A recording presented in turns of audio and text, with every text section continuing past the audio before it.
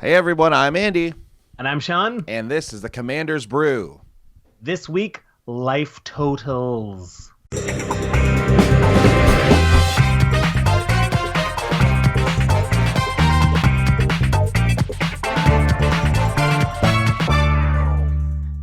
Hey everyone, welcome back to episode 87 of the Commander's Brew. It's the Sidney Crosby episode, everyone. Oh, yeah. Pittsburgh Penguins. Is he still on that team? The NHL. Yeah. Everyone, yes, he still is on that team. Will be for life, I guarantee. How do you guarantee that? Gretzky wasn't an Oiler for life. Yeah, but no one needs to sell Crosby to promote the league. We're good here. Okay.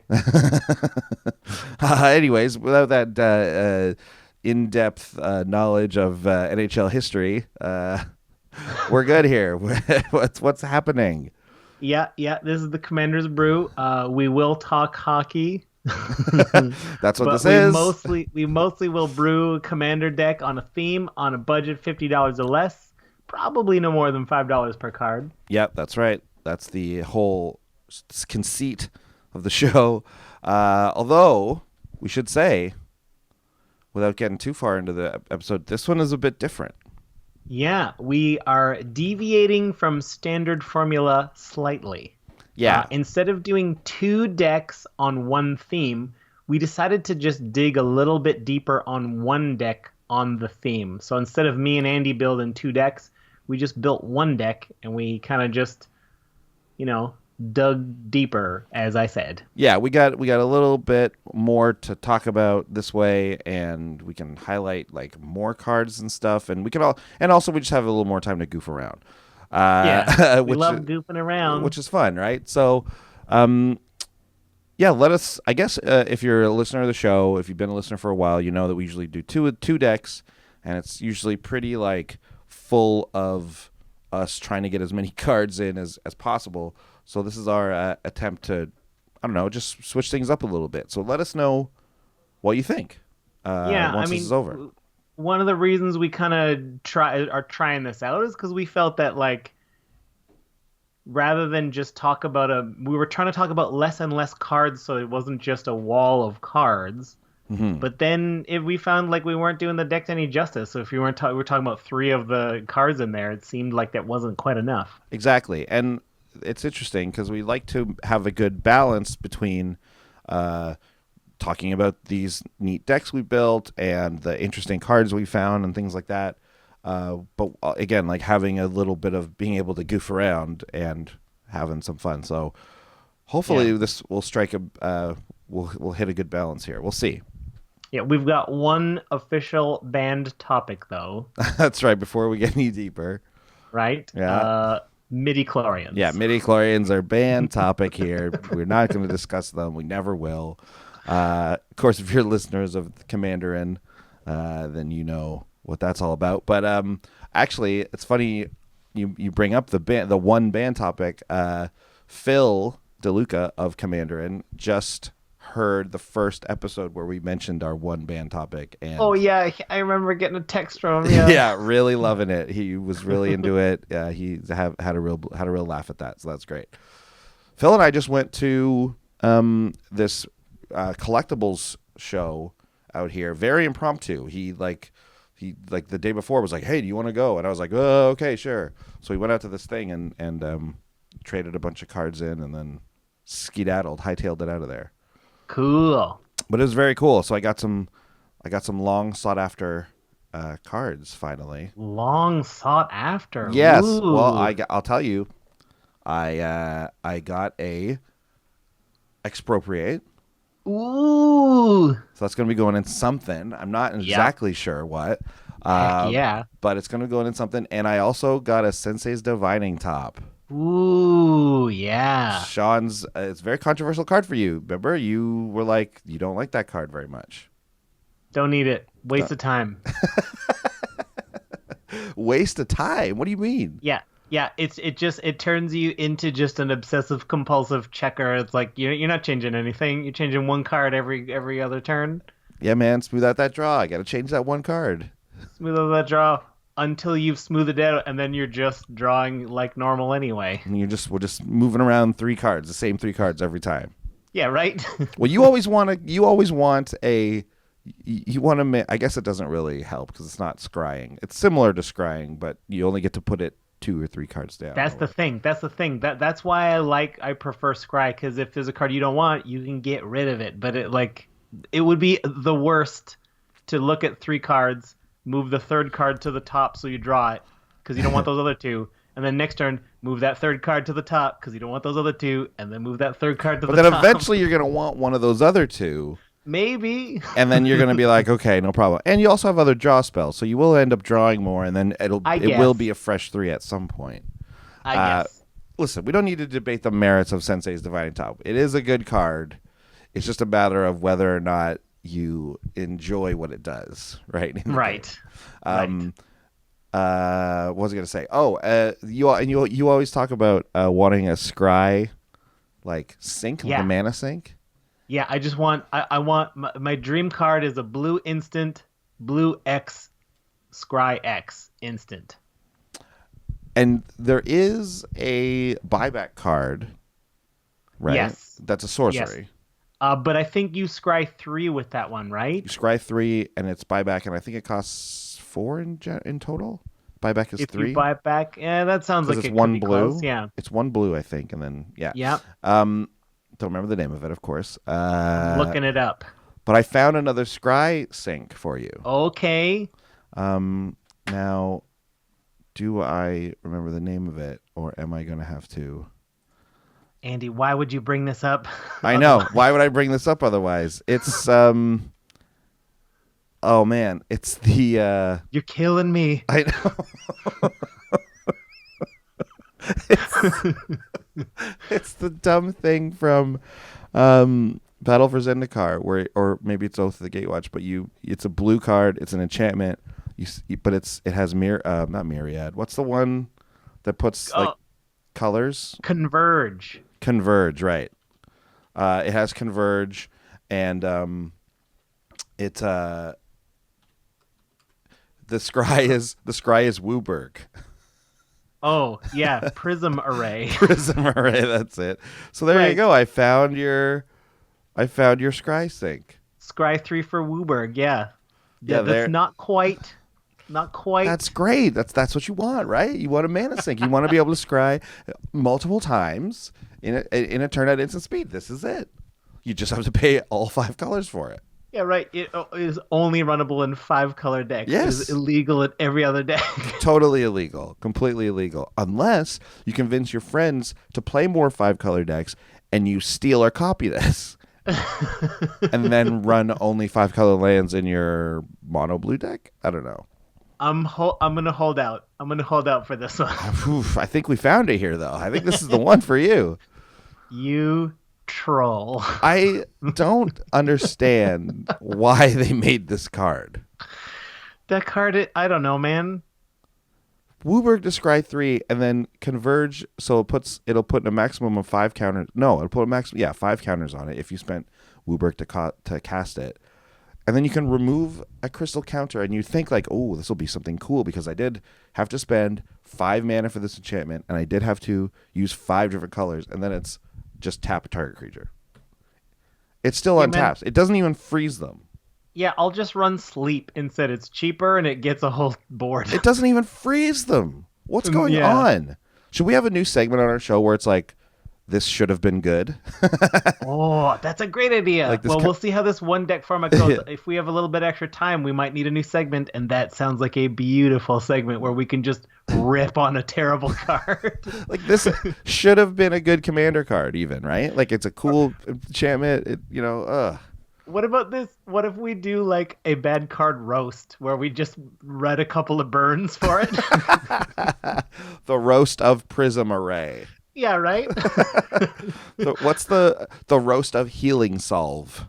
Yeah. That's the classic Magic roast right there. Healing Solve. Every other card out of that cycle came out to be either amazing or decent, and Healing Solve is the exception. I think they were all amazing. Well, I mean, Giant Growth was is green. Good. Oh, yeah, Giant Growth isn't amazing. It's fine. It's good. It's right? playable. And I suppose all the rest of them are fairly... Lightning Bolt. Yeah. Dark... What is it? Dark The one that gets you 3 mana for what black? I don't know what happened to me. I used to be very good at remembering names of stuff, and I just can't And anymore. ancestral recall. Yeah, yeah. I don't know. I don't know. I can't even think of it. What an opening to the show. Just Andy struggling to remember the names of basic cards. Yeah. Anyways, yeah, no, I'm trying. I can't. I'm searching for I it. think it's because I can't because the pressure's on, and that really hinders me. So But you would do poorly on like a Who Wants to Be a Millionaire type of thing, right? Where there's all about no, pressure. because Who Wants to Be a Millionaire is multiple choice, Oh, okay. right? So like, I got no problems with multiple choice. If one of the answers is in front of me and it's a correct answer, I feel like I could pull it off. Like right now, if you gave me 4 names of cards, I could pick the right one of this one that we're thinking of. Oh, sure. Yeah, yeah. That would be like a $100 question. Yeah, exactly. Hang on. Okay. Oh, I found it. I Okay. figured it out. Okay. I found it. It's Dark Ritual. Yes. How did I? Oh man, how did I not I remember couldn't that? remember either. I couldn't remember either. And I played when Dark Ritual was around. Like that was one of the early cards I like played with. That was definitely a scream at your podcast app moment. Yeah. We just definitely caused that. 'Cause What segment would one we of the more- rather do? Scream at your podcast segment or roast a bad card? I think for the sanity of our listeners, we should probably like steer away from scream at your podcast moments. Even though I'm sure we make quite a few of those anyways. What's that card? It's red. It's an X spell. It's like a fireball or something. There's a picture of a fireball on it, Yeah. and you can do X damage to a creature or player. Do it to more than one target. You have to pay the one extra. It's like you know every detail of the card. I can see the art. It's a fireball on the picture. Yeah, it's like a ball of fire. Yeah. Anyways, there you go. I don't know what we were really even talking about to all of a sudden get to this like disturbing art of Dark Ritual on our screen. But yeah, so tried something out. That's goofing around phase done. Now, Wizard's Tower is our sponsor. Whether we're at 2 decks or 1, Wizard Tower is there. So let's play the latest ad from them. Okay, everybody, it's time to wake up. I need to open all your eyes here, okay? How long have we been breathing ether in the air, okay? I mean, Kaladesh is probably killing us. I don't know if the ether is good for us and it's friggin' everywhere, okay? I mean, what's that ether flux reservoir doing if it's not just there to eventually explode and kill us all, huh? I think they're brainwashing us using the ether. I think the Untethered Express was untethered on purpose to make people late for work so they'll stop questioning the real issues. What's the ether for? What is the ether for, everybody? I demand answers. And no one's giving me answers.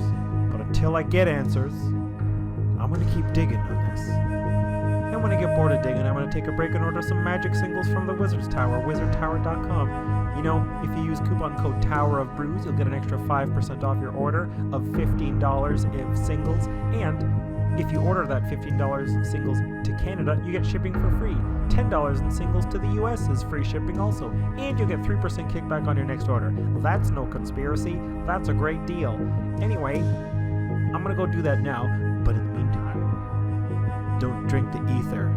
Don't breathe the ether. Don't do whatever ether does. And if you're ether born, ooh, I don't know, man. I want to be inclusive and like everybody, but you're making it difficult for me, ether. What's up, morale? Okay, I don't know if those are great points, but they are points. Okay, well, that guy sounded crazy at the very least, right? Like, Yeah, I guess it's like it's that line of like, I just mean like his voice, like the person. Oh, okay. Yeah, like that guy, I can tell by his voice that he's a lunatic and he's dangerous. I don't have that impression, but okay. Oh no, definitely. Like it's just something about the tone, like the Sure. sound, the way he said words and stuff. Sure. That guy's a maniac, and he's not to be trusted, basically. Yeah, okay. Tinfoil hats and everything. Yeah, well, yeah. I mean, I actually find most of the people who make the ads for Wizard's Tower, their voice is usually nuts. Like that is that person is bonkers, and certainly a danger. You wanna listen if you want to listen real close to most of the Wizard Tower ads. A lot of times they start with a little bit of a crazy voice, and then towards the end, they sound a lot like a regular guy. Just a normal dude. Yeah, listen to an ad, and then at the end, hit like go back 45 seconds, and then just hear the difference. It's hard to keep that up, I suppose. Maybe I it's don't just know. the enthusiasm of the person recording the ad, I guess. But, Yeah, I guess. I don't know. of course, we have a Patreon. You can Yeah. go to, patreon.com / Commanders Brew. You can help support the show that way, and if you do, you will be, in addition to like the stuff you get from us, like the thank you cards, coasters, t-shirts, you can you'll be eligible to be entered into like basically monthly, although sometimes more frequent than that, draw to be to get a deck reno.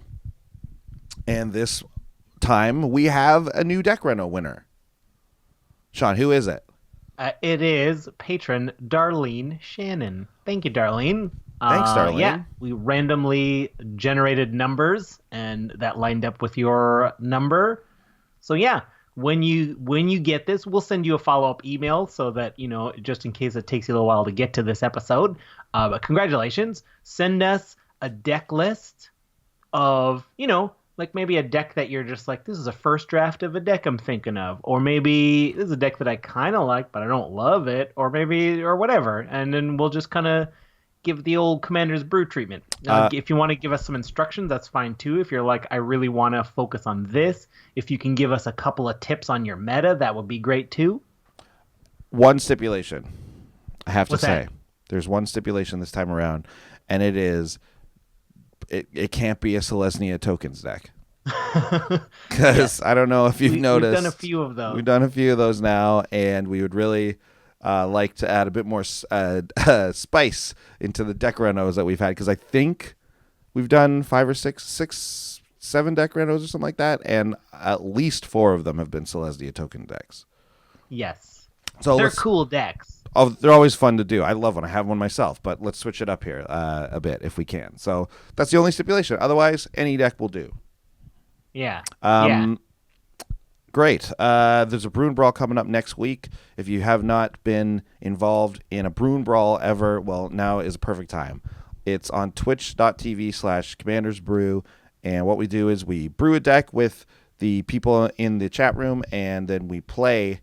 After we complete that deck, we play on Magic Online with any of the viewers there who want to play with us, and it's always a lot of fun. We go from 3 p.m. Eastern to 6, and it's people come in, come out if you want. Sometimes we do giveaways on the stream. So get out there, twitch.tv / Commanders Brew. Give us a follow, and it'll tell you whenever we go live. Also, sometimes we draft online and stuff like that. So. Yeah, and even if you don't have MTGO and you don't play Commander on there, it's a pretty fun time. Like, it's just fun for putting all the brains together and brewing a deck together. That can be a fun process on its own. And, of course, we're a couple of goofballs, so we have a bunch of laughs while we do it. Yeah, and we never mentioned this, if anyone's never been to a Brew Brawl before, but you get to vote on what deck we build. That's we take true. A yeah, live, we start with... Yeah, we take a live poll of everybody in the room, and they get to decide what colors and what commander we use for the Brew Brawl. So you can see we've done some funky builds, man. And most of the times they're so fun that we take them over and we do them in the show. So a lot Right. of, and we usually mention that. So a lot of the ones you've seen here on this show have been as a result of the Brew and Brawl builds. Truth. One other thing I wanted to mention before we get going is that I recently got to play Commander at Riot Games here in LA. Phil, of course, is involved in that, and he invited me out to play, and it was a real blast. Let me tell you something Was about it a riot? Yes. No. I said it was a blast, and it was a blast. It was a blast only. I gotta say that place is very cool. Like, I don't know, I've never been to any place like this before, but it is a booming game company that makes like the biggest video game in the world, basically. Massive following. Obviously, they've got a lot of money behind them now, and this place is crazy. It was like going to Google. Yeah, Like- they probably got like a cool kitchen with an automatic coffee machine. You don't even have to pay for that coffee, man. Yeah, No, you want a French vanilla? No problem. no problem. We got that. What, you want an Irish cream? Don't even worry about it. We even got the fancy one, man. Yo, we got mocha. Well, we're out of mocha this week, but we will get more in as soon as possible. Very popular. Very popular. Very flavor. popular flavor. It's hard to keep it on hand for the most part. No, but Riot Games, just in addition to like the whole place is lit, like Period. the whole place The is whole lit, place is dude. lit. Oh man, everybody it's like a club in there, man. Everybody lit. Everybody's just partying. Yeah, man. Everybody crunked up. I mean, listen, it's not even like wrong for me to say that the whole place is lit, because it is lit, dude. It's fun. It's super fun and cool in there. Yeah, everyone's just hopped up on mochas, just bouncing off the wall. Yeah, that's Riot Games, man. That's how they come up with their best stuff. Oh man, yeah. It's like the lighting is crazy. It's like you're in a play. Like, it's like theatrical lighting everywhere you go. And then there's like, I don't know, their giant cafeteria with like food for everybody. It's insane. I know that doesn't sound like anything. There's a basketball court. It's crazy. No, but it was really nice of Phil to have me out there. I'm going again on Thursday because they have a Cool. regular Commander night there and a bunch of good people out there playing. I got to meet 2 employees of Wizards of the Coast. I got to meet Mel and one of the big designers from Wizards, who I Sam Stoddard. No. Is he a designer? Yes, he is. Hang on, I have it right here. It's because he recently followed us because I gave him a card, and I was like, hey. And the thing is like I always you'll know him because he's constantly on the Inside R&D. Okay. Stuff that Wizards produces, and he was super, super nice. And I gotta say, I did win my Commander game. One of them. We played 2 games.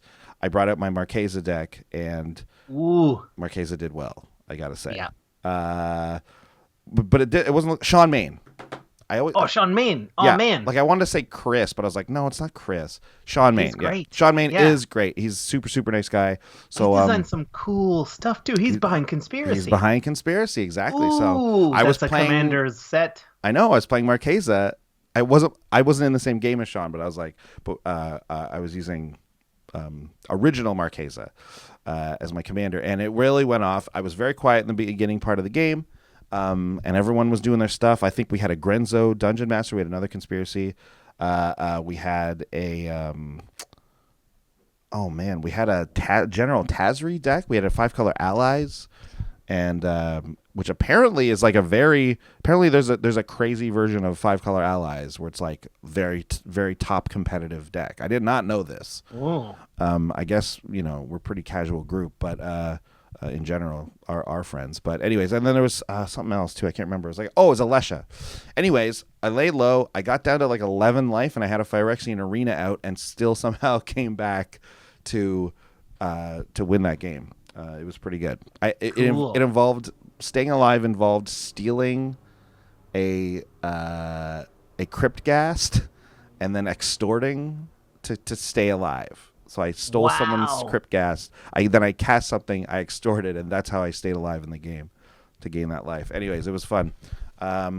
Yeah, I'll report back next week with hopefully more fun tales of Commander at Riot. Please do. Did I tell you at our meta, Rob's got a sort of police deck? Yes, you mentioned that. Yeah. And he faced off against Butler's, so it was the police versus Rakdos, Lord of Riots. So it was the police versus the riots. Awesome. Yeah, needless to say, Butler went off in no short order, and the game was very expedient. Yeah, Butler's Rakdos deck is good. Yeah. It's set up. Like the only thing, Right? Like he had Pandemonium out, so he just cast a couple of creatures wow. cheap, doing damage to me, and then he cast his Runescarred Demon to tutor for that dragon that lets you draw cards equal to the damage done.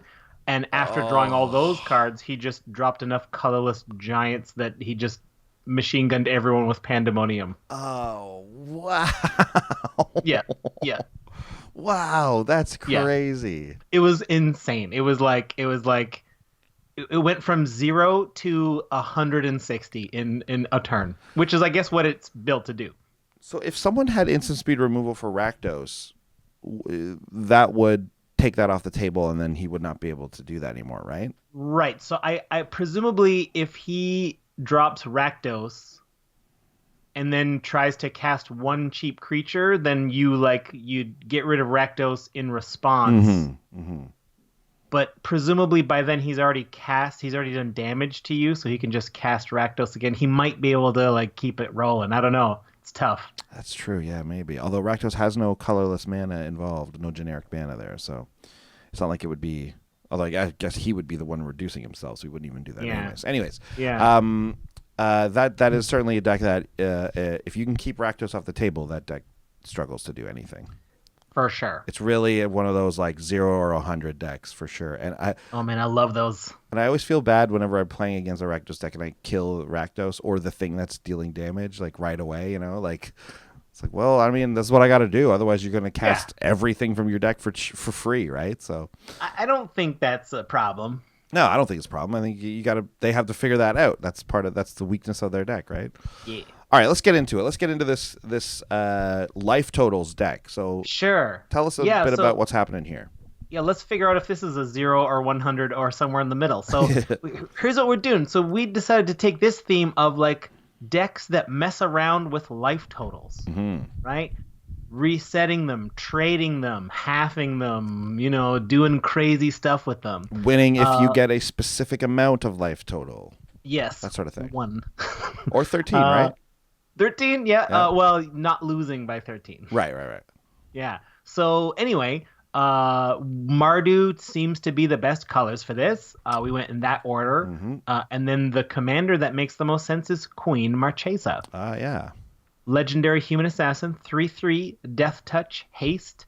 When Queen Marchesa enters the battlefield, you become the monarch. This is great. I love getting the monarch out as soon as possible in Commander. I think it's only good things for the game. Yep. At the beginning of your upkeep, if an opponent is the monarch, put a 1/1 black assassin creature token with death touch and haste onto the battlefield. Great. This comes in handy for sure. Oh, yeah, absolutely.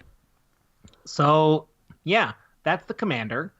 And then, what's our overall game plan? We've got a few angles we could go. So I guess we're just going to talk about some groupings of cards of what we're working on.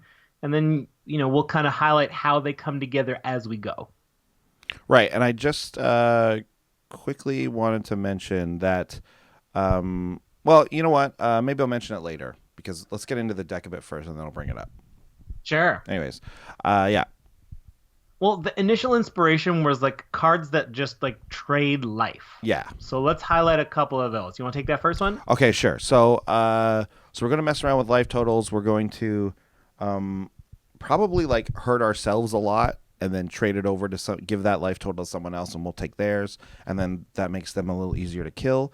That's one of the reasons why Queen Marchesa is a fine commander for this deck is because not only is obviously being the monarch good, but you would say, oh, but when you're the monarch, it draws attention, it draws attacking power towards you. And it's like, well, actually, that's not that bad here. So if we got to take a few lumps, guess what? That actually fits quite nicely with what the deck wants to do. So as far as life trading goes, Magus of the Mirror is the first one you'd probably think of. It's 4 and 2 black for a 4/2 human wizard. You tap him, and it says sacrifice Magus of the Mirror, exchange life totals with target opponent.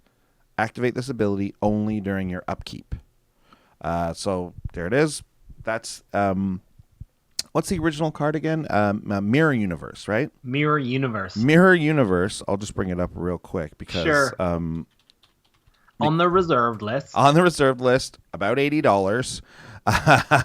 So we don't have this card in here, but this is the original inspiration for this, I believe. This is the like the OG version of it.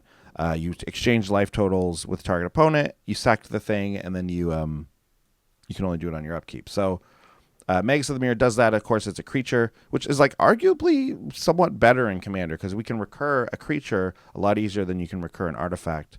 Unless it's a very dedicated artifact recurring deck. It is slightly risky, right? Because it's got to live. So like, it does have to live. This is what I like about this, right? It's a risky strategy because you're going to spend your life willy-nilly, and then you're going to hope to trade it. But if they kill your Magus of the Mirror before your upkeep, then you don't get to trade it. You don't get to trade it. Unless you also have... Oh, right. Soul Conduit. Yeah, that's a 6-mana artifact, 6 and tap. 2 target players exchange life totals. It's not free. Magus just certainly tap, isn't. Yeah. Right? But you can do it at instant speed, and you can react to things by trying to make a trade before damage goes in, and you can trade other people's life totals if that is a thing you might want to do. Exactly. You can you can exchange life totals with someone. And then later in the game, if someone's about to get killed and you realize, oh, I would like it to be someone else, or I'd like to save that person, or I'd like to actually kill this other person, you can start doing that. You can really start messing around with who's when they're taking, like someone might think, oh, I'm taking 5 damage. That's no big deal. But when you get exchanged with the person with 5 life, that's a big deal. Yeah, right? This is an interesting card, even in a deck that doesn't want to do that explicitly. Yeah. Just as a political move, just like, hey guys, you know, what are you gonna do?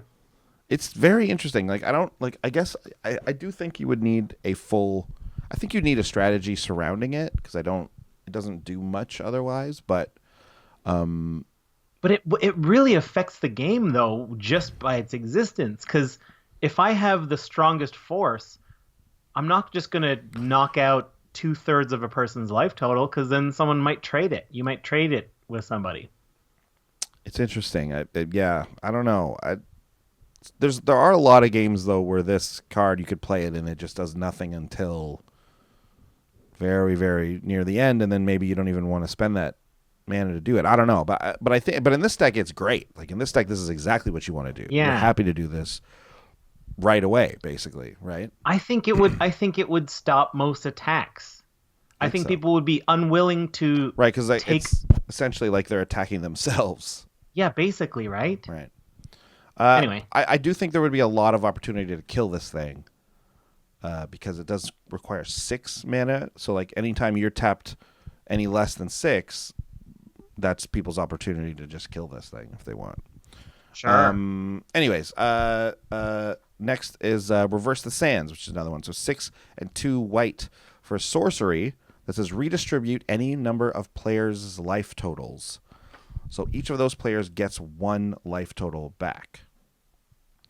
So when we're talking about redistributing any number of players' life totals, you're taking the total and you're moving it around, right? Right. You don't get to change the numbers. You just get to move the numbers. And this was confusing to me when I first read it because I was like, oh, each of those players gets 1 life total back. I was like, wait a second. Are they saying that I can move the numbers and everyone has to get 1? At least 1? Like, you can't just kill people with this? And then, like, but I get all the life? It's like, no. There are 4 life totals in the game. everyone must receive a life total after this. You can't Yes. not give someone a life total, which I mean you'd think would be just inherent. You would just think that, but I guess they had to add it in there. But Sure. but yeah, this was recently reprinted in the recent Commander set.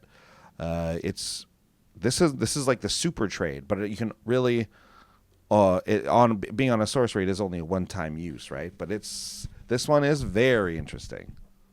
Yeah. Very cool. Very fun. Very cool. A lot of mana to do it, but less total than Soul Conduit at least. Sure. Sure. So yeah, that. Go ahead. Yeah, but the thing this has above Soul Conduit is they're watching Soul Conduit. They know that's going to happen. Exactly. They don't see this coming. Let's move forward. Okay, so there's a few ways to mess around with life totals. Let's talk about some of the things we're going to do. We're going to aggressively spend our own life because we're assuming we're going to be able to trade our low life away for someone with higher life later on. Yeah. One of the cool ways to do that is Molten Steel Dragon. 4 and then Phyrexian Red. So you can pay 4 and 4 life to get a 4/4 flying dragon. Sounds good. And he's got fire breathings for 1 Phyrexian Red to get +1/+0 until end of turn. It is possible if you have way more life than someone to just spend enough life to kill them on the fire breathing aspect, right? Yeah. There's no limit to your life total is the only limit to how big this guy is going to get. He is also in the deck to be a life total sink. If you know that you're like about to crack a Magus on your upkeep, you can just pump this guy up until you're down to a life total where you are comfortable. No one has any instant speed effects to just kill you right away, and then trade that life away with someone. Yeah. And what a nightmare it is for this card to be Swords to Plowshare. Like if someone has to swords this guy, it's like, okay, well, I can just make him so big and gain a bunch of life. That's fun. Although I guess you have to spend the life first, but that's kind of what this deck wants to do. So yeah, like in response to your swords, I will spend all my life on like as much as I can. I guess you would only gain half it back because it's 2 Phyrexian life every time you do it. Anyways, whatever. It'd just be a weird interaction. Molten Steel Dragon. This guy's also just a threat on his own, right? So a big flyer he's a legit threat. In a deck where you don't care about spending all your life on fire breathing, like that is a legit threat. Right.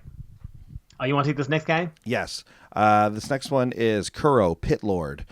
6 and 3 black. These are the big ones. These are the big game enders. It's a legendary demon spirit. It's a 9/9. At the beginning of your upkeep, sacrifice Kuro, Pit Lord unless you pay 4 black. So it's got a upkeep cost. But then he has pay 1 life. Target creature gets -1/-1 until end of turn. So it's a lot to go in on this card. It's a lot to spend to keep him around also, but it's a very good life sink for us. Not only because we want our life total low, but because this gets rid of just about anything.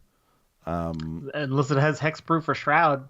Yeah, exactly, right? Like obviously you need to be able to target the thing, but like if indestructible is not something you're afraid of here, you could even machine gun tokens in the deck like this because we don't care about losing all that life. So yeah, Kuro, big, and then he himself can swing in for 9 once you clear a board, right? Like pretty good. And he doesn't need and you can just clear a couple flyers and make way for your giant Molten Steel Dragon, right? If that's what you need to do, or just spend your life down to as low as you want before a trade. He also if you've got the Magus of the mirror. And then it gets to your next turn. I've untapped all my lands. I'm gonna cast Kuro Pit Lord, and now they have to kill both 1 or more of these before my next upkeep, because in my upkeep I will just pay my life down to almost nothing, trade it with the Magus, and now I've got a 9/9 Pit Lord. Even if I can't pay the upkeep, that's a fair deal. They need to kill the Magus, is what they need to do, right? Yes. You can't trade. Yes. Yeah, but it's just a constant threat of this deck that can exchange life totals and do things with their life. It's very interesting. Kuro, I gotta say, very silly looking face. Yeah. Right? Like he's doing okay. Try and so this is more this is for the YouTube viewers. Try and make the face that Kuro is making. It's like this. Oh. Ooh, that's definitely the noise he's making. Ooh. Oh, you paid the 4 mana, huh? Ooh. Ooh, I shrunk you down. Ooh. Yeah. So silly. Ooh. Yeah. Insane. But this card is very big and very scary, except for his face is a pure goof. Hey, Kuro, have you ever had Warheads candy? No, I never have. Can I try one? Oh, so sour. Oh, too sour. Kuro Pit Lord, everyone. Yeah. What's next? Oh, yeah. This is a great one. I mean, what a better way, if you just want to spend life aggressively, what better way than greed? Yeah. 3 and a black for an enchantment. Black. Pay 2 life, draw a card. And this gets us to, like, more lands, more spells, more cards that trade life totals, right? Like, it gets us to the things we're going to need to trade that life. So, like, we're happy to spend life on this, even if we don't have those cards in hand yet. Exactly. Yeah, great mana sink and a life sink as well. So, and there's a lot of these, right? Because this is about manipulating your life total, but about manipulating other people's life totals in doing that. But a lot of times, like you said, right? Like we can have our Magus of the Mirror out. We can have our guys that we're gonna bring our life total down, but then someone disrupts this plan. Well, we do need to be able to not just instantly die because we like brought ourselves down to 1 with Kuro Pit Lord, and now someone's gonna shock us, basically, right? Like we do need to be able to avoid that. So getting life back is a thing, right? It's also a big thing. So it seems strange to me, though.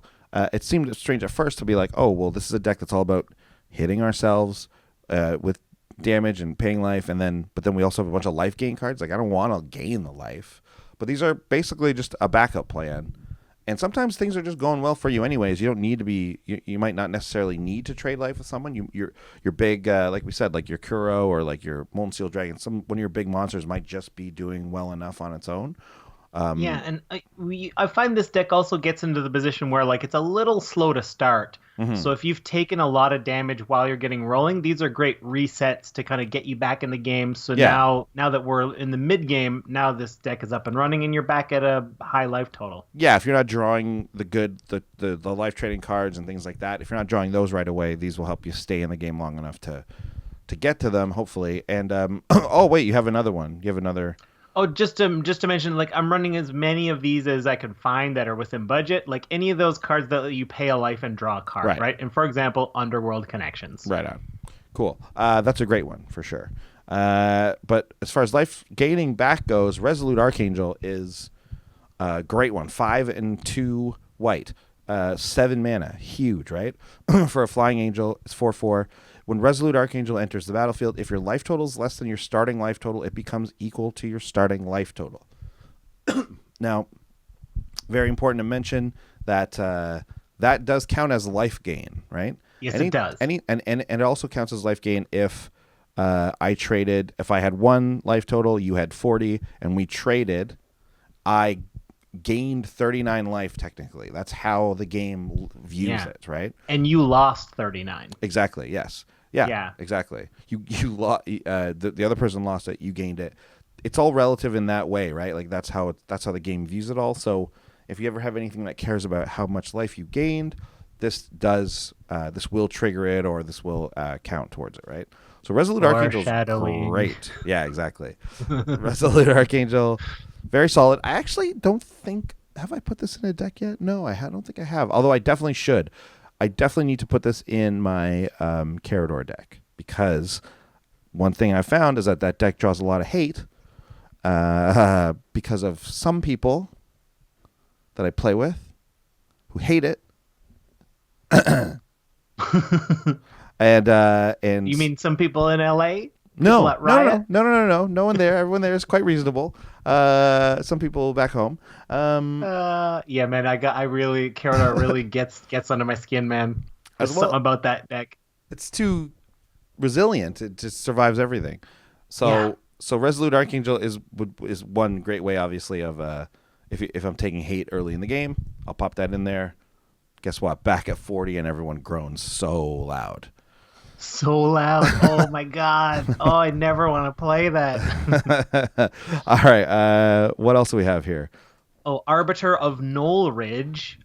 This is more even Stevens, 6 and a white for a 5/5 giant wizard. Vigilance. When Arbiter of Knoll Ridge enters the battlefield, each player's life total becomes the highest life total among all players. So this is to be played if you are like way behind and you're like, well, this is going to help everyone a bunch. Everyone is going to gain a bunch of life by playing this card. This to me is only good with another card that's going to come that we're going to talk about in a second. But so the way we did this, just to peel back the curtain, pull back the curtain a little bit on how this episode worked.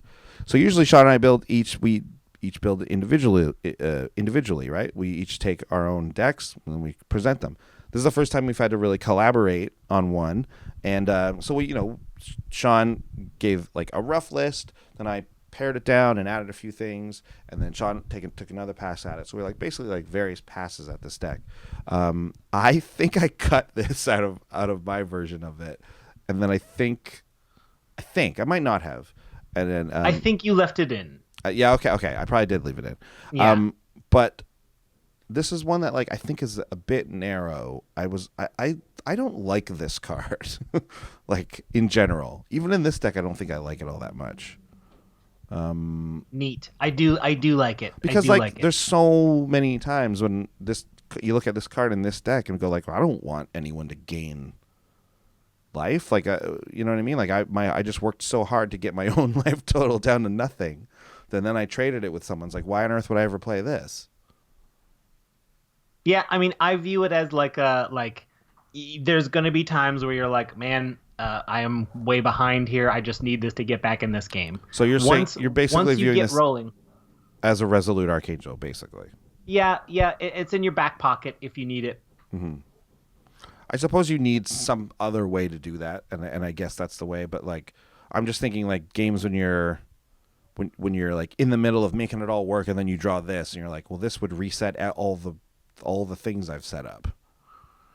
But I guess it is good when you're behind, which is one of the more important sections to be good at. So Arbiter of Knoll Ridge, you know what?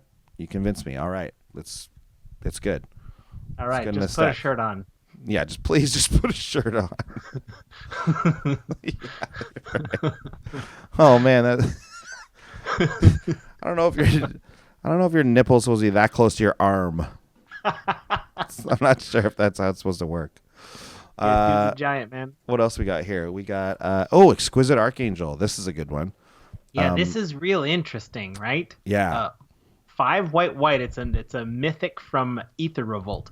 It's a 5/5 flying angel. If you would lose the game, instead exile Exquisite Archangel, and your life total becomes equal to your starting life total.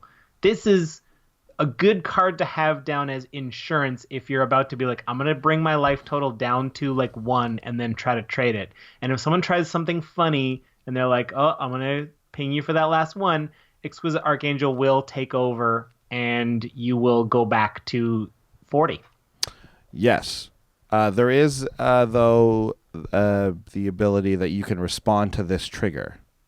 Yes. So, like, if you had Exquisite Archangel, you brought yourself down to 1, someone pings you, then Exquisite Archangel's ability goes on the stack, and then if someone can ping you again, you are just dead, though. But wait, if her ability is resolving, you are at 0. So no one should need to ping you again for you to die. No. Oh, really? Well, I mean, I don't know for sure, it would, but like, you're right, though. It doesn't say like prevent the damage or anything. Yeah, if you would lose, which would happen from that ping, I'm at 0. I don't lose. Well, maybe you're right. I thought I could have swore I heard someone talking about that and how like I think it was unlimited resources. Anyways, maybe I was wrong. Maybe I interpreted that what they were talking about differently, because what you're saying makes a lot of sense to me. I know that it doesn't work against poison because it just resets your life total. You still have poison counters, of course, right? Yeah. Okay, well, you know what? That sounds right to me. Let's go with that. Yeah, because if you're at 0, how would it kill you again? Exactly. Yeah, I just assumed that naturally prevented the damage. Yeah, so that does, again, that counts as gaining 40 life. You have to exile this guy, but whatever, right? Fair. Next we have Eternity Vessel. This one's interesting. 6 colorless for an artifact. Eternity Vessel enters the battlefield with X charge counters on it, where X is your life total. And it has landfall. Whenever a land enters the battlefield under your control, you may have your life total become the number of charge counters on Eternity Vessel. Yeah, just resets all day. All day, right? Like, hopefully you got this out when you had a high life total, so you can just keep getting back up to that comfortable high life total. But yeah, this is one that is like not great to draw when your life total is low. You would think. But actually, in this deck, it's actually fine to draw that, because if we keep our life total at something consistent and then consistently get to trade that off with people, it can actually be a real. This can actually be deadly. This can go nuts. Yeah, man, this card is fun. Yeah, so it's a lot of fun. And it is a May ability. I want to point that out. That is essential to know that. So you only do that when it benefits you. Yeah. Okay, so that's how we can get a bunch of life back or maintain our life total and not die from some sneaky person trying to ping us. Yeah. And just get us to that long game. So I expect, we will get our opponents to low life totals. Yes. Through shenanigans. Yes. Let's talk about some things we can do once we have our opponents at very low life totals. I love these kind of cards. It's one of my faves. It's Pain's Reward. 2 and a black for a sorcery. You may bid any amount of life.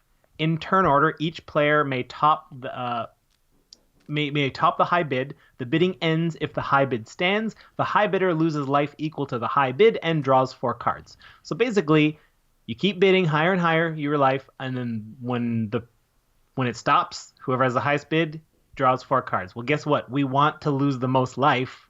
Who's going to outbid us? Right. Nobody. And if our opponents are down to like a handful of life, they can't outbid us, and we're able to draw 4 cards off of spending very little life. Yeah, man. This I think this is the deck for Pain's Reward, right? Yeah, it is absolutely the deck. You can bid right off the top. You can bid 30 life. Maybe you want to. Like, maybe you want to. Yeah, that's what I mean. Like, it is possible that is a thing you would want to do in this deck. Right off the bat with this, you just bid 30 life, and they're like, what? And then you draw 30 cards, probably. No one else is going to gain, or no one else is going to want to bid more than that. I mean, would you let it go once in a round just to test the waters to see what people are thinking? I don't think so, because then they can just not. Like, if you know for a fact that you want to draw, let's say, 10 or 15 cards. Let's say you want to draw 15 cards. You're going to draw 4. You're always going to draw 4. What? You always draw 4. Winner draws 4. Oh, it's only 4. Oh, I thought it was like it was like the amount of life that's how much. No. Oh, okay. That would be crazy. Yeah, that would be crazy. Where's that card? I want that card. Oh, right. So it's only 4. Okay. Well, then whatever. Then it doesn't. Then I definitely wouldn't let it go around, unless you had like you needed to lose 30 life and then you wanted to trade to kill someone or something, right? Yeah. Anyways, Pain's Reward. Yes, very good card. I did totally get that card wrong. I didn't read it, even though you did just read it. I was imagining the card I wanted it to be. Yeah. Scry X, blue instant. Isn't there a red card that's like that? Oh, it's this one. Mage's Contest 1, red. Instant. I'll read the Oracle text. You and target spell's controller bid life. You start the bidding with a bid of 1. In turn order, each player may top the high bid. The bidding ends if the high bid stands. The high bidder loses life equal to the high bid. If you win the bidding, counter that spell. Wow. It's a red counter spell. It is a red counter spell. And you just got to pay life to do it. Yep. And again, if my opponent, if I'm planning on doing a life trade, I want to spend a lot of life on this. There's no way my opponent's going to outbid me. No way. No way. I would say that you do have to have things fairly set up first, which is kind of when you want to counter a spell anyways, right? Right. It's like if someone goes to kill your Magus of the Mirror, it's like, well, great, I have Mage's Contest, so this actually sort of gets the ball rolling a bit earlier, right? Right. So yeah, that's perfect. It's sort of perfect. You won't be able to counter, or rather, you won't really want to counter things before that. But that's actually kind of good. Like it keeps you like disciplined. It like keeps you not countering things you don't really need to counter, I guess. Right. Discipline. Yeah, discipline. It's all about protection. There's more. There are more bidding life spells, aren't there? Isn't there a red There's one? there's one that you do this for control of a creature, but my issue with that card, why I don't love that card, is that if we're all bidding for control of your creature, I'm probably going to win, but then I'm going to kill you by trading life, so I lose that creature anyway. Good point. Good point. Yeah. Cool. What's the next one here? Oh, I mean, and then, I expect to get into situations. I did a little bit of testing, and we ended up in situations where, like, I've got a lot of life, and people are at fairly low life totals because of trades and maneuvers. So how about a good old Earthquake? Red X. Earthquake deals X damage to each creature without flying and each player. So it's like, was everyone at 10? Cool. And I'm way above 10. We're all dead. Yeah, no problem. Yeah. We're all dead. You're all dead is what it is. You're all dead is what I meant to say. Great. Yeah, Earthquake. I mean, this is what you want to do. Late game, perfect move. That is the deck. Yeah, that's kind of the angles we're going at. Yeah, those are the main categories. Now, of course, going through that, we now have 3 stars of the deck. So let's get into that. Okay. Star number 3. Do you want to alternate these? Sure. Star number 3 is Near Death Experience. 2 white for an enchantment that says at the beginning of your upkeep, if you have exactly 1 life, you win the game. Yes. So Kuro Pit Lord. What else? Molten Steel Dragon, if you have an odd number of life. Yeah. But there's a lot of other ones. There's Krovax. Yep. Ascendant Hero, I believe it is. It's the white one. Yeah. Krovax Ascendant Hero. We've got a creature in here that you can pay a life to prevent 1 damage to it, so we can just pay random life for no reason. Krovax is the same thing. You need an odd life total to do it, because it's pay 2 life and you can return them to your hand, and you can stack that trigger as many times as you want. Yeah. Kuro just does it perfectly. Just go right to 1. Exactly. Any of the ones where it's pay 1 life repeatedly. There's one that's like, the prevent damage one, that'll do it. So basically, if you have those out and you get Near Death Experience out, then you just wait until the end step before your turn starts to pay all the life. Obviously, you don't want to do that before and then have someone ping you or hit you with a flyer or something like that. So, but needless to say, this card still is super powerful in this deck. It's Again, this is the deck for this card, where you're spending life, using your own life as a resource, and then just winning the game because of it. So, Near Death Experience. The earlier build of this deck that we had, focused a little bit more on this card, and I guess one other card like it, I think. Anyways, but Near Death Experience, still a very powerful card, even if you're not totally just building around it. Right. This deck has the capability of just sneaking in a win with it. Yeah, totally. Star number 2, Heartless Hidetsugu. It's a legendary ogre shaman, 3 red for a 4/3. Tap. Heartless Hidetsugu deals damage to each player equal to half that player's life total, rounded down. So everybody's going to half. This guy does so much work because that's great. The closer everyone is to 0, the better our business is. I mean, if we're all even, trading doesn't matter, but we're going to take advantage of things like Eternity Vessel. We're going to keep bumping our life back up while everyone halves and halves and halves. We're going to use Resolute Archangel to get ourselves back up while everyone else halves and halves and halves. Yeah. This is a way to get everyone down to just single digits. Meanwhile, I'm sitting here with close to 40. One of the ways we're also going to do that is with the number 1 star, and that's Tainted Sigil. 1 white-black for an artifact that you tap, and it says sacrifice Tainted Sigil. You gain life equal to the total life lost by all players this turn. So that's a nice little combo with Heartless Hidetsugu. Right, so everyone loses half, but then you gain all of those halves back. Yeah. Pretty good. Pretty good. Let's think about this when you trade life, right? When we trade life, that's a life. One player loses a lot of life. So presumably, like, if you were at 1 and the other guy's at 40, they have lost 39. But now that you're at 40, you tap this and you gain 39 on top of that. It's Yeah. pretty big, right? Yeah, it's huge. Yeah, Uh, huge. Notable that you do have to sacrifice it, but its ability is just so good, and like you can do all that trading, the life trading, everything, and then play this and do it immediately if you want, right? Because that's it's part of the beauty of it being the artifact, is that obviously we don't have that summoning sickness or anything like that. And even still, right? Like you can do it just for yourself. Like if you needed to, you could just be like, okay, I'm gonna lose most of my life with Kuro to take away most of the board, sack my sigil, gain it all back because I'll gain the life that was lost, and then just keep going with that machine gun. Yeah, I would like definitely recommend that you don't just play this out and leave it on the battlefield, because I think people will understand very quickly how good this is for your deck. So it's definitely going to be a thing where you want to play it and crack it right away. That way, Probably, yeah. It's going to be very difficult for anyone to remove it. It's like next to impossible that way. This is a reason to when we get to the budget report, we're close to the budget here, but like this is a reason to squeeze a few extra dollars in for Sun Titan, I think. Yes, good call. Yeah. Okay, those are the 3 stars. Tainted Sigil, number 1. And we had some surprises and discoveries with this deck, did we not? We did.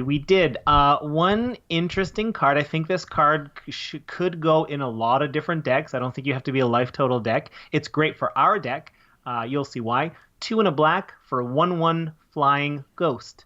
It's actually a spirit now. It's been adjusted. So and it's got flying. It says pay 1 life, regenerate mischievous poltergeist. So that's great. Like it blocks everything but trample forever because you're just going to regenerate it. And it only costs a life. So in this deck, we can use it as repeatable regeneration shields. If we want to get down to a low life total, we can just abuse it. But in a traditional deck, no one's getting past it, and it just costs you a life. If that creature was going to do 2 to you, it's better for you to block it and pay 1 instead. And it is flying. Yeah, it blocks everything. I think except, I guess, shadow. That's where the real value comes in, I think, is because, it's just blocking big flyers, which often will just take chunks out of your life total before you figure out a way to deal with them. So this is just... Yeah. Without flying, this wouldn't be that interesting. Exactly. The art is really great in this one. Yeah, I actually love this art. On one hand, you've got this like sexy lady with a lantern looking around, and then you've got this silly looking ghost who's like poking her or something, and he looks like Mac Tonight. Do you remember that? Yeah, that moon. The moon from the old. Hang on, I guess I should bring up Mac Tonight. Yeah. Show everybody what that is. As a child, this was a scary image. Mac Tonight was? Yeah, my sister was afraid of this. Okay. Oh, image. man. There's no way I can get this to line up properly. Oh, wait. Sort of. You can kind of see it. It's like a moon wearing sunglasses, and it's way too happy. And he's so pointy. Oh, he's so pointy and just weird looking. Never mind. This isn't working out.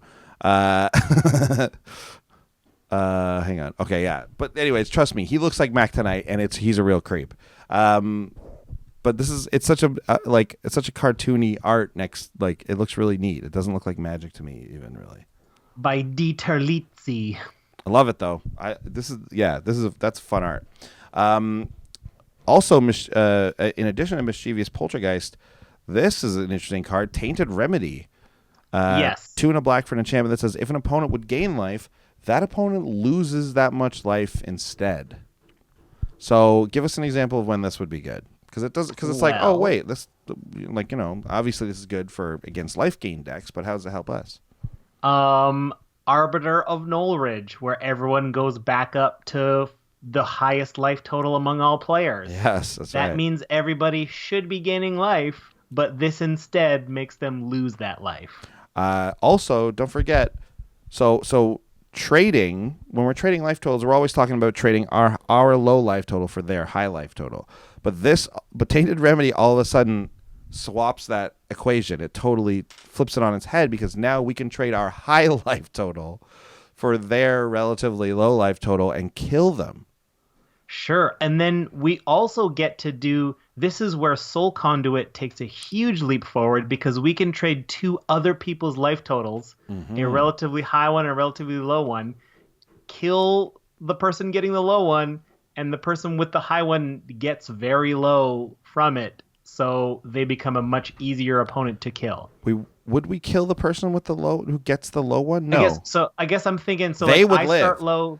So Butler starts low, and then Alistair starts high, right? On the trade, that kills no one. Butler because he should have gained a ton, but this makes him lose a ton. Exactly.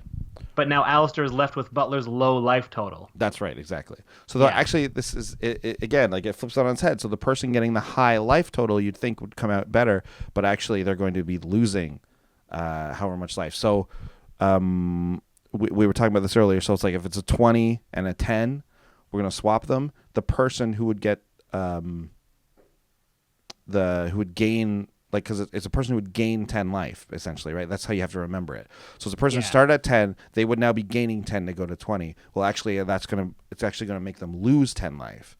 So they will actually go to 0. But will they again, trade that's how first the game, and then so go? Again, but that's how the game works. It doesn't actually trade life totals. It says it looks at the difference and then it gains that much or loses that much, right? So that's how the mechanics of the game view it. Sure. So it's like it's kind of this under the hood mechanic, like because you might be like, well, wait a second, they trade and then you lose. No, but like there is no real trade. It's just manipulating the life totals. Sure. Yeah. Okay. So cool. Very cool stuff. Tainted Remedy. It was a surprise to find a deck that actually wants this weird card. Yeah, like exactly. Like that isn't just, I don't know, in a meta where Karlov is played all the time or something, or like Tristani. Yeah. Or Atraxa. Atraxa gains a lot of life? Lifelink. Oh yeah. I didn't even think about that. Yes, of course. So Tainted Remedy works out real good in this deck. So before we get to the budget report, we'll just mention our sponsor again, Wizard Tower. Go to wizardtower.com and use our coupon code Tower of Brews when you're ordering your singles from there, whether it's to Canada or the U.S. They got you covered either way, right? So I wanted to mention this real quick. So you can obviously now get Modern Masters singles. We're talking about Modern Masters. I love it. Love it. You just played some Modern Masters. I did want to get a little bit of a report from you. Sure, on I'm your happy Modern to Masters do that. draft. Yeah. Tell us what happened. Tell us what you opened and make everyone jealous. Yeah, I did a couple of drafts. And one of the drafts I was sort of a black-red kind of deal with a lot of tokens, making a lot of Falcon Wrath Nobles, like it was so fun to draft. But I opened a Damnation. Whoa! Yeah, I opened an Olivia Voldaren. Whoa, nice. And then I did another draft where... Oh, and I did another draft, which is I went 4-color Bant, splashing black, just a ton of bounce and stuff. And in those ones, I opened an Arid Mesa and a Marsh Flats. And wow. I won one pack because the deck did pretty well, and I cracked it. And another Arid Mesa. Wow. Wow. So you got 3 fetch lands and a Damnation. Yeah, Olivia Voldaren. Oh, man. That's crazy. Pretty good. That's very, very, very good. So yeah, everyone can be jealous about Sean's great opening pack streak in Modern Masters. Oh, and get this. That pack that I won was a split move. Like we were all just like, "Do you want to just split?" And I was like, "Yes, I will split." Yeah. So the winner would have won 2 packs. So my buddy who split, his pack was a Liliana. Whoa. So like if one of us had taken both of those packs, it would be like Liliana plus fetch. Crazy. That is the ideal split situation, though, too, where both people who split get an awesome card. Yeah, that's true. Get like a big money card. I mean, his is better, I guess, because it's a mythic. Yeah, yeah. Way more money. Way more money as well. Yeah, yeah. But yeah, we're already seeing a lot of impact from Modern Masters 2017, and you can get all those cards that are now a lot cheaper. Oh man, use that coupon code. Use that coupon code. Get that discount. You're even getting them even cheaper. So yeah, hit up Wizards Tower. But let's get to the budget report. Sure. It was really funny how you were like, sure. Serious. So yeah. This is where we take the cards and we find out what they're worth and we trade what they're worth. And the ones that were once a lot are now a little. And those are the ones. And if we have Tainted Remedy out, you lose everything. Yeah, for real. Great. So, yeah, this deck came in at, what do we got here? 46.39. So, like, we're really close to fitting in a Sun Titan. I really think I want a Sun Titan in this deck. But yeah, okay. We're close. And the most expensive card is our commander, Queen Marchesa, who's sitting in about $4 here. Yeah, that's not too bad for this card, I think. Considering it's a mythic from a set that probably didn't get opened quite as much as a lot of other supplemental stuff. It's a very fun and interesting commander, although I guess maybe at first you're like, I don't know, is this even that good? It is. She is. Mardu, it's a great Mardu commander. Although this is where I'll bring this up now, is that at first we weren't sure what we wanted to do for commander, and I think Marchesa is a great option. But another thing to maybe think about, like we said, like if this is the most expensive card and you're looking to shave some money off of it, Timna the Weaver is a partner commander, so she's pretty cool. I'll read her real quick. 1 white-black for a 2/2. She has lifelink. At the beginning of your post-combat main phase, you may pay X life, where X is the number of opponents that were dealt combat damage this turn. If you do, draw X cards. So it's like something you can do. And then Vial Smasher. Is Vial Smasher more than 3, though? Vial Smasher. Vial Smasher Oh wow, pricey. Vial Smasher is pricey. Look at that. I didn't think so. I just assumed because it was commander product that it would be cheap. I guess not. Well, never mind. But anyways, these are the like sort of alternate commanders you could use if you didn't want Marchesa. If you wanted basically to get everyone's life total low and then randomly kill them with Vial Smasher, you can sort of pull that off, right? Yeah, I could also see getting Mardu partners with like a Bruce Tarl and like a Ravos to pull all these life traders back from the graveyard, and then Bruce Tarl can give your guys like a life link to just boost your own total if needed. Ravos might be better than Timna actually, because I didn't realize Timna's thing was combat damage. Yeah. So Ravos might be Ravos and Vial Smasher might be a good combo here. Sure. Yeah. If you want to spend a few more bucks, I think that would be a great combo. It is a few more bucks. I did not realize that these partner commanders were climbing in value this way. Some of them, like Vial Smasher, is just hot out of the gate. Ravos is $4. I did like what? Ooh. Yeah. Wow. That's a good ability. Well, I mean, look at us. We're not keeping track of this stuff. We should be. But yeah. Anyways, so there's some options for commanders. I did want to mention that in the show. Yeah. But Marchesa is really good. It gets things rolling. It gets people attacking, which is again what this deck wants. Even if you want to give the Monarch away and have people swing at each other, and then like that just gets their life totals low. That's why Monarch is so good. Exactly. Okay, and next most expensive card is an enchantment. It's Celestial Mantle. 3 white aura. Enchant creature. Enchanted creature gets +3/+3. Whenever enchanted creature deals combat damage to a player, double its controller's life total. That's huge effect. Huge effect. But like this deck isn't built to get things through necessarily. Mm-hmm. You know, if you got Kuro down, for sure you can just gun that board down. And like, yeah, my Molten Steels can get big, and I've got a couple of 5/5 flyers, but there are definitely worlds like this doesn't give you flying or anything. There are definitely worlds where this won't get your creature through. It's going to get chump blocked all day. So the fact that this is almost $4, I think means it's a cut. Yeah, I think you cut this and you run Sun Titan instead of it. Air day. And then the third most expensive card is Tree of Perdition, 3 and a black for the 0/13 plant defender that says tap and exchange target opponent's life total with Tree of Perdition's toughness. Yep. So we can instantly make someone have 13 life. And then, of course, if we have Triskaidekaphobia, which is in this deck. Which is also in this deck, it's the 3 and a black enchantment that says at the beginning of your upkeep, choose one. Each player with exactly 13 life loses the game. Then each player gains a life. Or each player with exactly 13 life loses the game, and then each player loses 1 life. Gains 1. Did you flip it? So I did flip it. It's gains 1 life Yeah. and then loses a life. Whatever. You basically pick loses or gains 1 life. After the check, After right? the check, exactly. It's tough. So like, and then Tree of Perdition again, right? So it's a 0/13. So if I trade with you and you're fresh, now this is a 0/40 and you're at 13. If I got Tainted Remedy out and I trade back, you're actually going to lose the, the 27 life. Yes, exactly. Instead of gaining the 27. Very nice. Yep, very nice. Yeah, that's it then, right?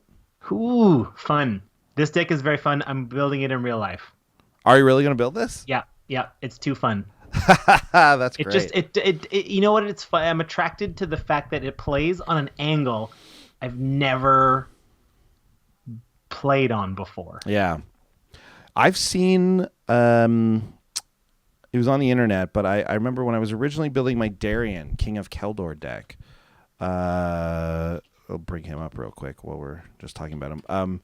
Darien King of Keldor is a 6-mana 3/3 that's whenever you're dealt damage, you may put that many 1/1 white soldier creature tokens into play. It's mono white commander, but I saw a build of his where it was like I just keep hitting myself with damage and then trade my life total off. Yeah. So it's like it was like, oh, that's interesting. So I've always had this idea of that deck in the back of my mind with Darien, but I went with a different way with him. But like, what an interesting and fun way to build that deck, and what a possibly good card to have in this deck too. It's a little bit pricier. It's around $5 or $6, but if you had that extra dough and you wanted to throw a Darien in this deck, it's probably pretty good. Throwing a Darien. Darien. So now this is important. So Darien cares when you take damage. It's not just losing life. Exactly. Yeah. The game does know the difference between loss of life and damage. Yeah. Although damage results in loss of life. Exactly. But if something says lose 2 life, then you have taken no damage. Exactly. Yeah. Yeah. It's a different deck slightly. There's like, the jinx things, like the idols that deal damage to you on your upkeep and things like that. But yeah, interesting card, interesting thing to think about. For sure. What a fun deck. But this is a fun deck, and I think it is fun because of that different angle that you're talking about. It attacks on a different angle, and people have to stop you from losing life. Like, I know, right? Like, they want to stop you. What an interesting position to be in, where they're incentivized to everyone wants life totals to be as even as possible. Right? Yeah, that's right. Yeah. Which is what this deck wants, because once we get enough mana and we get enough stuff down there, we're like, well, now we're in business, right? Once you get your Heartless Hidetsugu and some of these other things going around, it's like, yeah, man, let's do this. The way that they would have to get you is to just be very aggressive before you can get anything done, but that never happens. Right. Not in our meta, man. I don't know about you, but even though we know poison, kill the poison guy, right? Even though we know this stuff, for some reason we're just like, yeah, but I don't want to pick on a person. We often don't do that. We often don't. I've definitely now playing here with a few new people and different people. Like, they don't have that reservation. Sure. They'll come after the person whose thing is open because they know that, well, I can't. Well, this person is weak. I must crush them. Yeah, I guess theoretically, step on those necks, right? Always. That's one less opponent I'm going to have to deal with in the future. Exactly. And how many times have you seen it where that person is not killed when they could be, and then they come back and just win the game because they've had all this time to craft their hand, craft their mana base, everything. It's like you just need to get them out. So definitely don't sleep on this deck because it can instantly trade life totals with you and just, Yeah. So brutal. Very fun deck, very interesting. I think this is a legit deck for sure. Cool. Great. We got nothing else for this episode, so just stay tuned for that Commander interview. And otherwise, we'll see you guys next week. Bye. Bye.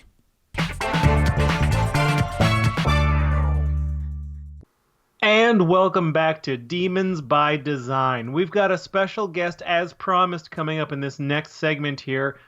We've got Kuro, Lord of the Pit. Welcome, Kuro. Great to have you here as a bonus at the end of the Commander's Brew podcast. Oh, yeah. Well, honestly, it is a real pleasure to be here. And actually, it's Kuro Pit Lord. I'm not Lord of, I'm just sort of Pit Lord. Kuro Pit Lord, I'm so sorry. Oh, don't worry about it. Honestly, it's fine. Kuro, can I just say you're pitspirational. The things you do with pits are just incredible. Oh, well, I try my best, and I'm just here to offer any kind of tips and tricks that anyone else wants to use for their pits. And we take advantage. I know that you have one of the highest subscribed Pinterest pages. Yeah. So many people follow or have pitted your Pinterest thing. Oh, yeah. Honestly, people love the flying spines. And, whenever I'm holding something with my tentacle hands, everyone's really interested. They all like to pit it, to pin it. Yeah. Pit it all day. Pit it. And can I just say, I think, I would say, whoa. Don't worry about that. Don't worry about that. Everything's fine. I would say that you basically single-handedly ushered forth the whole, using pelvises as art pieces. I think it's wonderful work you're doing. Well, thank you very much. I really appreciate that. That all started because I looked at a pelvis and I was like, hey, this pelvis bone could be just worn like underwear. So that's what I started doing. And then I thought, hey, why not just put people's bones on the walls of their pits?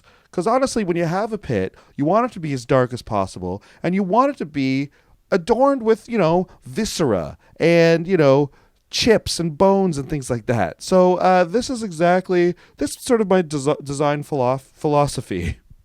Great. It's so great. Now, can you give us a sneak peek? What is a up-and-coming hot new trend in pits? I'll tell you right now, not Sean, someone else. My name's Dwayne. Dwayne. Okay, sorry, Dwayne. You just have a similar voice, it turns out. Oh, yeah. I'll tell you something that when I walk into someone's pit and I go, ooh, I'll tell you what always makes me do that, and that's a floating skull. Anytime you can get a floating skull in your pit, it'll just make all of your guests and neighbors and people that you're torturing for that month go, ooh. And Dwayne, you make me... Yeah, go Dwayne, on. I've brought a little something special for your show, for your pit. No. There it is. Ooh. Ooh, look at that skull.